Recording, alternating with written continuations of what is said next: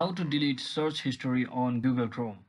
So hello guys, welcome back to my YouTube channel. In this video I'll be showing you how you can easily delete your search history on Google Chrome. So first thing, simply head over to your Google Chrome browser and just click on this three dot icon at the top right corner and just head over to your history section.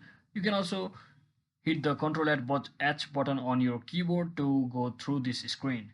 So now since you are here, you'll be seeing all of your history over here. So simply click on this delete browsing data, and you can also, along with your history, you can also delete your cookies and other cached images and files as well. So since I'm only selecting my history, my search history, including in the search box, or my browsing history as well, so it will basically delete all the history from my last hour. Since I haven't selected any time range, you can also specify time range if you want to delete all time record of your browsing history, like search in the search box. So let me just select my last 7 days data browsing history, including in the search box.